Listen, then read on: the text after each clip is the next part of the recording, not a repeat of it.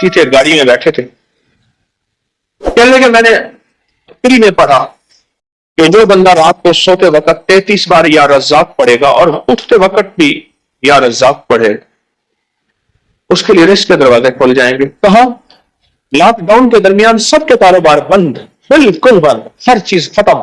मैंने ये अमल किया, फोन के ऊपर मेरा कारोबार शुरू हो गया और सारा निजाम चलना शुरू हो गया, मेरी हर चीज लाजवाब हो गई। मैं सिर्फ सोते वक्त 33 बार पढ़ता था या रज़्ज़ाक़, सोते वक्त पढ़ता था,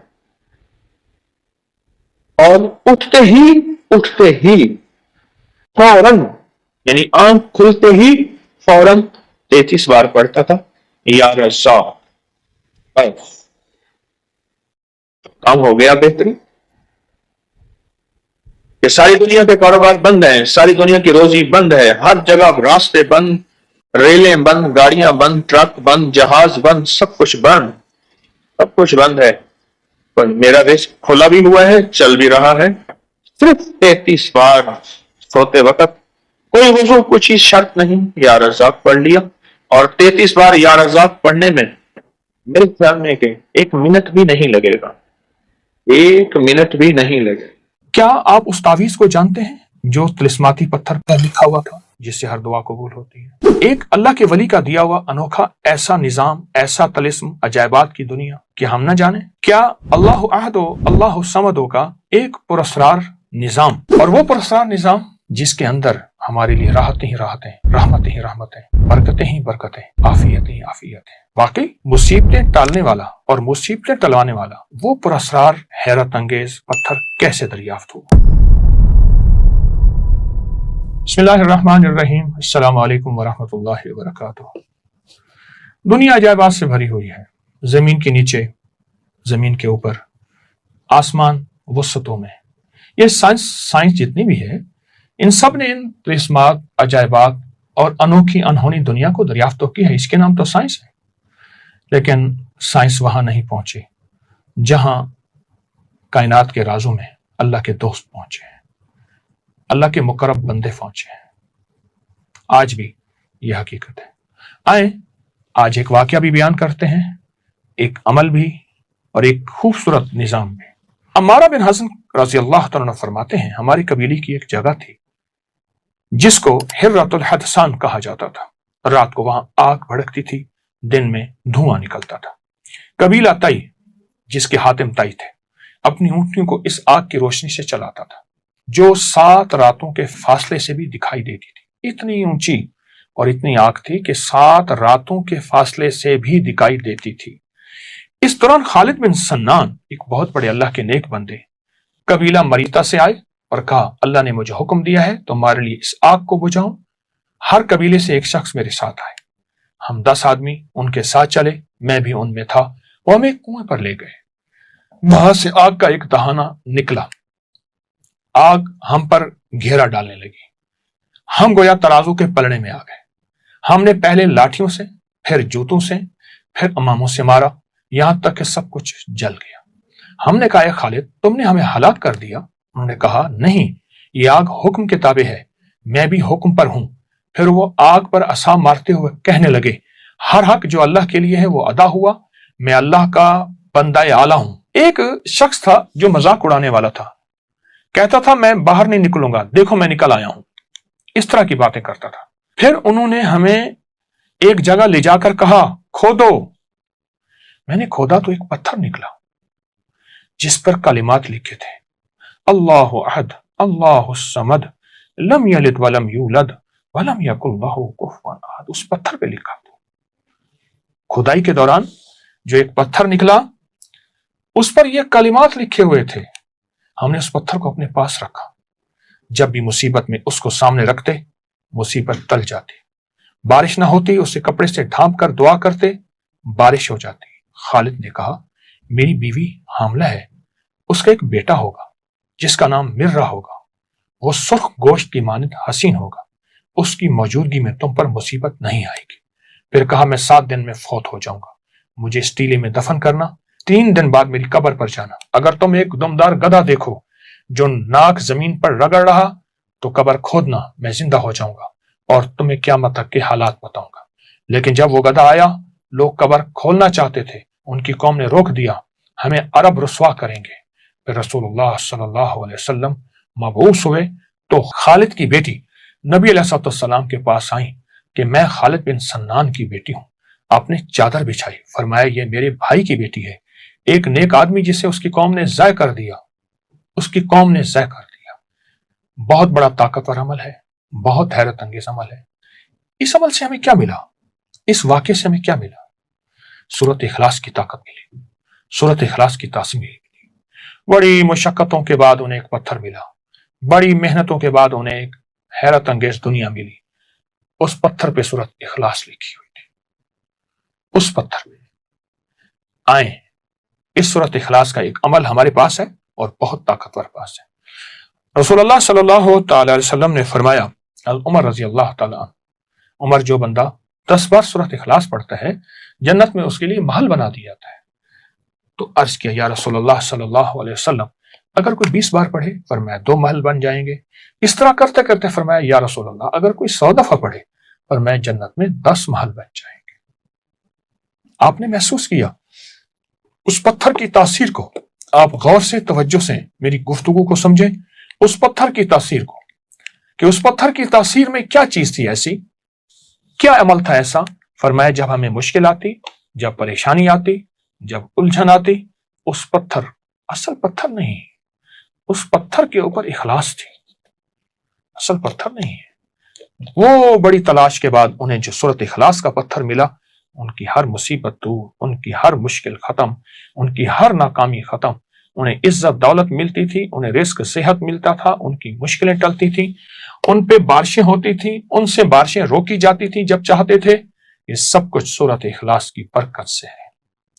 آج بھی جو بندہ کوئی بھی مصیبت، پریشانی ہو، تکلیف ہو، سورت اخلاص کی تسبیحاں پڑھ کے، سورت اخلاص کی تسبیحاں پڑھ کے حضور کے گھرانے کو ہدیہ کرے گا، میرا تجربہ ہے، ہر مصیبت دور ہوتی ہے، ہر پریشانی ختم ہوتی ہے۔ حضور کا گھرانہ، حضور کی بیویاں، حضور کی بیٹیاں، بیٹے، حضور کے داماد، نواسے اور نواسیاں، یہ حضور کا گھرانہ ہے۔ جو ہدیہ کرے گا حضور کے گھرانے کو، اللہ پاک اس کی مشکل دور کر دے گا۔ پتھر نہیں، پتھر پہ جو لفظ لکھے ہیں، جو بڑی محنتوں اور مشقتوں کے بعد ملے، وہ لفظ ہیں سورت اخلاص کے۔ آئیں اس کی قدردانی بڑھائیں، آئیں اس کی توجہ بڑھائیں اور سورت اخلاص میں ڈوب جائیں۔ انشاءاللہ سورت اخلاص دنیا کی ناکامی سے بھی بچائے گی اور آخرت کی الجھنوں، دھکوں سے بھی بچائے گی۔ عمل کو کریں، نسلوں کو سکھائیں اور برکتیں ہمیشہ ہمیشہ کے لیے پائیں۔ جزاک اللہ۔ السلام علیکم ورحمۃ اللہ وبرکاتہ۔ اس ویڈیو کو لائک اور شیئر کریں، اب کریں یوٹیوب چینل کو سبسکرائب کریں اور روزانہ زیادہ سے زیادہ سبسکرائب کروائیں۔ آپ دوسروں کے لیے صدقہ جاریہ بنیں گے، اللہ پہلے آپ کے دکھ ڈالے گا۔ ہمارے نا محلے میں ایک درزی ہوتا تھا، بہت کاریگر تھا، اس کے بڑے شاگرد تھے۔ اصل وہ بکھر کا تھا، یہاں روزی روٹی ملی تو وہیں آ گیا، پرانے شہر میں رہتا تھا۔ تو وہاں اس کے ساتھ ایک عجیب معاملہ تھا، وہ جس دکان پہ بھی بیٹھتا، ساری عمر گھر بھی کرائے کا تھا، اس کی دکان بھی کرائے کی، اور ساری عمر ایسی گزری۔ جس دکان پہ بیٹھتا تھا، جس دکان پہ بیٹھتا تھا، وہ اس دکان، وہ کیا کرتا تھا، ویران دکان ڈھونڈتا تھا جس کی دکان کرائے پہ نہیں ہوتی تھی۔ غور طلب بات ہے، عجیب بات بتا رہا ہوں، یہ میرے دیکھے واقع ہیں۔ وہ ہمارے پڑوس میں کوئی 30 سال رہا، تقریباً 30 سال رہا۔ وہ ویران دکان لیتا تھا، نامور اتنا تھا کہ استاد کو آ کے دنیا ڈھونڈتی تھی، چاہے وہ گلی کے کونے میں جہاں بیٹھ جائے، اتنا کاریگر تھا۔ ویران دکان ڈھونڈتا تھا جس دکان کو کوئی نہیں لیتا تھا، پھر لکھواتا تھا کہ میں اتنے سال تک نہیں اٹھائے گا، وہ خوشی سے لکھ کے دے دیتا تھا، کیونکہ اس کو تجربہ تھا، اس کو نہیں تھا۔ اتنے اور بڑے بڑے طاقتور لوگوں کی گواہیاں ڈلواتا تھا کہ کل کو مجھے اٹھائے گا، کیونکہ میں کیسے اٹھاؤں گا، میری دکان کرائے پہ نہیں جاتی، تو مجھے کرایہ دے رہا، اتنے عرصے سے میری دکان بند پڑی ہے، میں کیسے اٹھاؤں گا؟ کہ نہیں، وہ تو مجھے اٹھائے گا، پتہ ہے مجھے۔ بڑے بڑے لوگوں کی گواہیاں ڈلواتا تھا،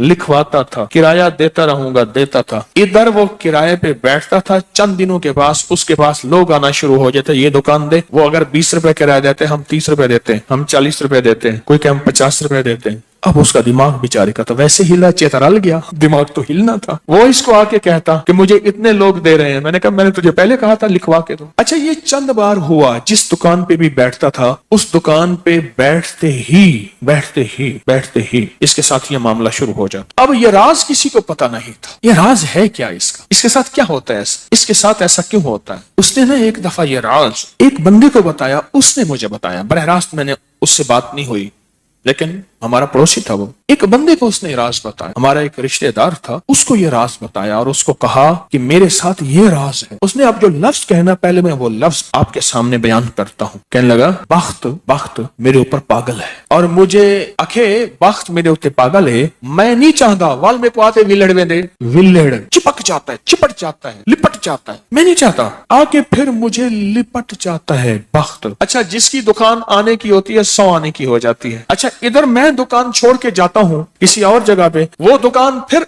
आने की हो जाती है। फिर जहां मैं जाके बैठता हूँ फिर वो 100 आने की हो जाती है। फिर वो पीछे वाले मुझे आके बुलाते हैं, आपकी मेहरबानी आ जाओ, इससे कम किराया देना। था कोई ऐसा, क्योंकि हाथ का कारीगर बहुत कम होता है जो सरफिरा ना हो। हाथ का कारीगर वो हाथ का जिस शोबे का हो, था कोई सरफिरा, कह रहा मैं नहीं जाता था दुकान पे, तुमने मुझे निकाला था। सारी जिंदगी उसने ऐसी गुजारी। अब ये बख्त कहां से मिला? अब बख्त को सुने। कहा मेरा बाप मजदूर था, मजदूरी करता था। बड़ा हुआ तो उसने मुझे दर्जियों के काम पे डाल दिया कि बेटा चलो छांव का काम है तो करता रहेगा। मैं तो धूप सर्दी गर्मी मजदूरियां करता रहा, दर्जियों का काम छांव का काम है तो करता रहेगा। और मेरे वालिद कहता था तुझे कोई ऐसा रईस मिल जाए जो अपनी देवड़ी में तुझे जगह दे। बाज रईस ऐसे होते हैं जिन्होंने मुस्तकिल दर्जी रखे हुए होते हैं, उनका हर वक्त कपड़े सिलते रहते हैं। कह रहे दुआएं देता था वालिद मुझे कोई रईस मिल जाए। क्या वालिद का हादसा हो गया, वालिद की टांग टूट गई। वालिद की बूढ़ी वालदा थी, मैं हम वालिद की खिदमत करते थे। वालिद दुआएं देता था, अनपढ़ था।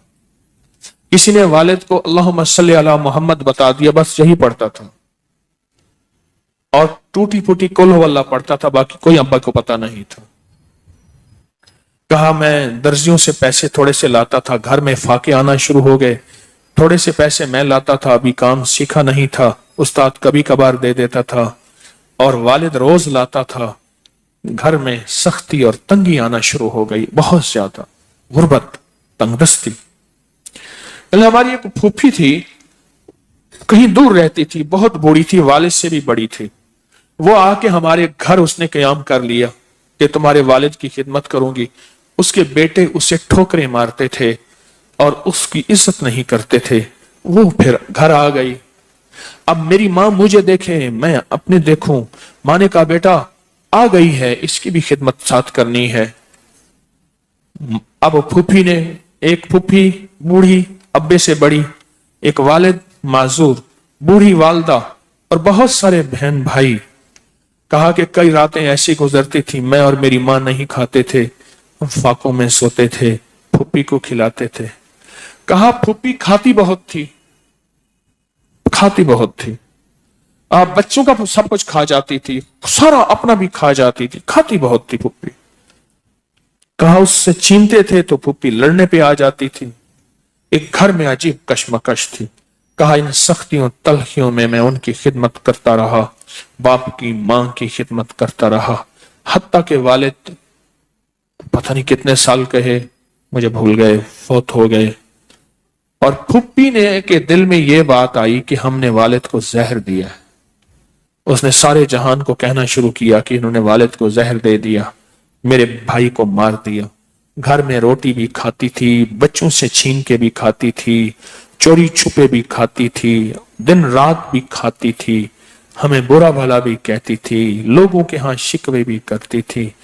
फूफी ने जीना हराम कर दिया। कहा मेरी माँ कहती थी बेटा कोई बात नहीं, बर्दाश्त करो। बर्दाश्त करते करते फूफी भी चली गई और उसको अल्लाह की अमानत को अल्लाह के सुपुर्द किया। और फिर अब माँ रह गई।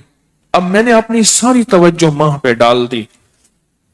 कहा अम्मा क्या करती, खाली चाबी नहीं होती है, चाबी, रोटी तो थोड़ी सी होती थी, खा लेते थे, खाली चाबी हाथ में ऐसे लेके ना कहती अल्लाह इसको इतना बख्त दे, इतना बख्त दे, इसके साथ धरती लगे तो उसको बख्त दे, इसके साथ सुई लगे तो उसको बख्त दे, इसके साथ धागा लगे तो उसको बख्त दे, इसके कपड़े जो पहने उसको बख्त दे, इसको जो देखे उसको बख्त दे, इसको जो इसको देखे उसको बख्त।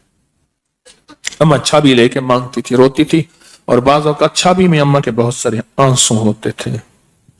कि बस ये निजाम चलता रहा, अम्मा भी गुजर गई। अब उसके बाद फिर मैं, मेरे बच्चे, अब जो बख्त के दरवाजे खुले, मैं जिसको देखता हूं उसको बख्त, जो मेरे कपड़े पहनता है उसको बख्त, जिससे सुई खरीदता हूं उसको बख्त, जिससे धागा खरीदता हूं उसको बख्त, जिसकी जगह पे बैठता हूं उसको बख्त। बख्त जब बेदार था बदबख्त आंखें सो गई। ख्याल करना, अभी बख्त बेदार है, कहीं बदबख्त आंखें सो ना जाए। वो दुआओं का जखीरा उस दर्जी के पास था, वो दुआओं का जखीरा, फुप्पी की नागवारियों का जखीरा, अब्बी की सबर का जखीरा, फुप्पी की नागवारियों का जखीरा, अम्मा के सबर का जखीरा वो साथ था। मैं सहता रहा, चलता रहा। अल्लाह के नाम आए अमाल में, अल्लाह के निजाम में लिखा जाता रहा। वो तुझे कोई दुआएं दे नहीं रहा, ना दे, मेरे निजाम में तू उन लोगों में है जिनके साथ दुआएं मिलती हैं, जिनके साथ दुआएं लगती हैं, जिनके साथ दुआएं लिपट जाती हैं, तो उन लोगों में। हमें दुआओं का जखीरा चाहिए, हमें दुआएं चाहिए किसी की, हम किसी की दुआओं में आ जाएं। मेरे हजरत फरमाते थे, नजर बद लगती है ना, खा जाती है, इस तरह अच्छी नजर भी लगती है। तुझे किसी अल्लाह वाले की अच्छी नजर लग जाए, तुझे मुर्शिद की अच्छी नजर लग जाए, तुझे माँ बाप किसी दरवेश की अच्छी नजर लग जाए, और नजर तेरा काम बना देगी। जिस तरह बुरी नजर खा जाती है, बर्बाद कर देती है, इस तरह अच्छी नजर आबाद और शाद कर देती है, बामुराद कर देती है।